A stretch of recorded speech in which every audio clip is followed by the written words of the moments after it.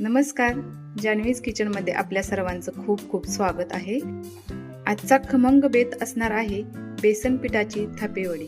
तर त्यासाठी लागणारं साहित्य बघूयात.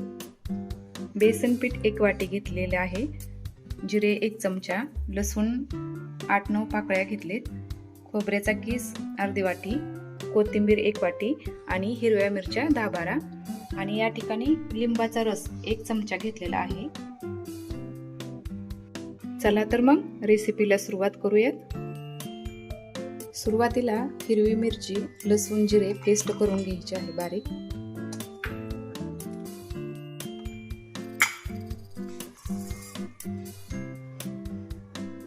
या ठिकाणी सुरुवातीला 1 ग्लास कोमट पाणी करून घ्यायचं आहे. कोमट पाण्यात हे पीठ मिसळून घ्यायचं आहे.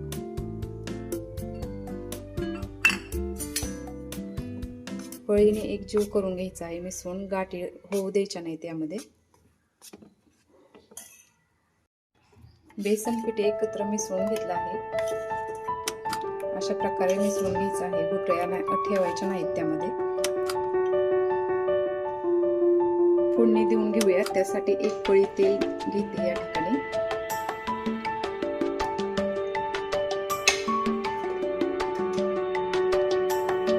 कमी गॅसवरती मिरची, लसूण, जिऱ्याची पेस्ट परतून घ्यायची आहे.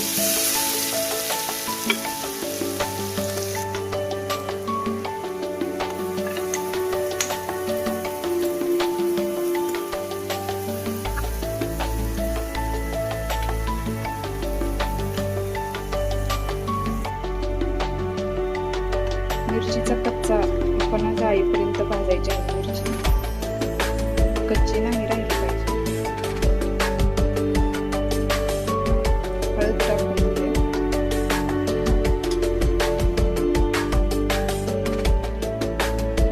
अर्धा चमचा, चवीपुरतं मीठ टाकून घ्यायचं. अर्धा ग्लास पाणी टाकून घेऊया.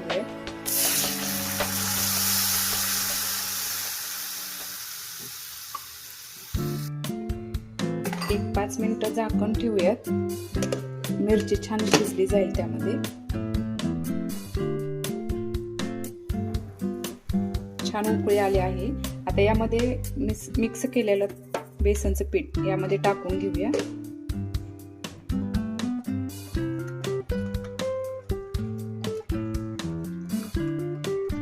पीठ मिक्स करायचं आहे चांगलं.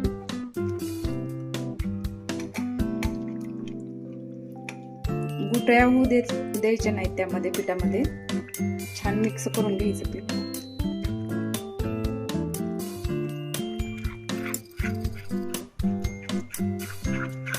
सुरुवातीलाच चांगलं फेटून घ्यायचं पीठ, म्हणजे गाठी होत नाही त्यामध्ये पिठामध्ये. 1 अर्धा पळी तेल टाकून घ्यायचं यामध्ये. हे तेल मिक्स करून आता यावरती झाकण ठेवायचं. 5 मिनिटं कमी गॅसवरती वाफलू द्यायचं पीठ.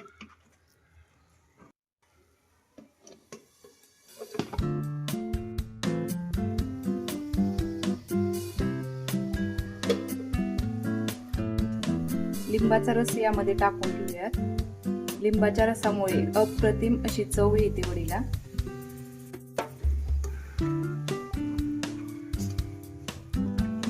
अजून 5 मिनिटं वाफवून घ्यायचे.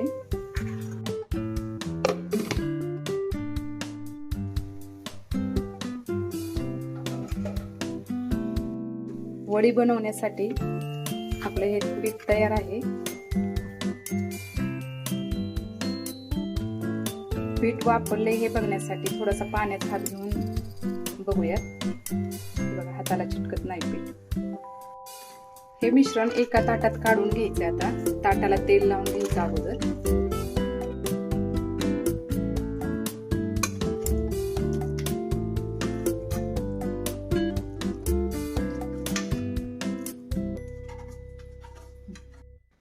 आता गरम यामध्येच पाण्याचा हात घेऊन थोडासा ओलसर थापून घ्यायचे ताटाला.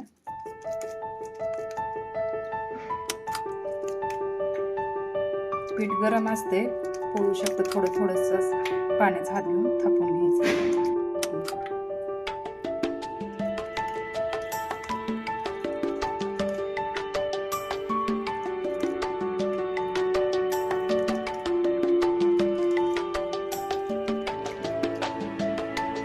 कापून झाले की असे काप करून घ्यायचे.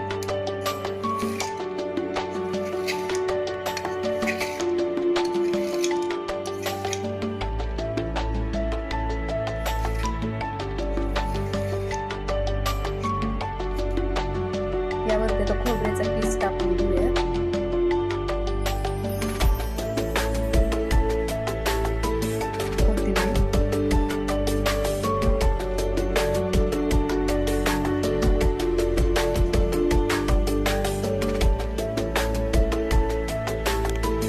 या ठिकाणी थापेवडी तयार आहे.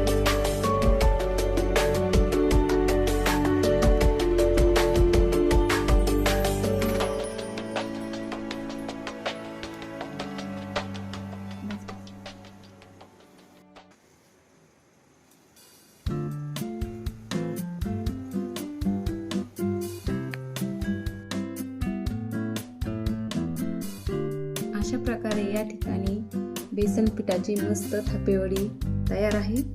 तर तुम्हाला ही रेसिपी आवडली तर व्हिडिओला लाईक, शेअर, कमेंट आणि सबस्क्राईब करायला विसरू नका.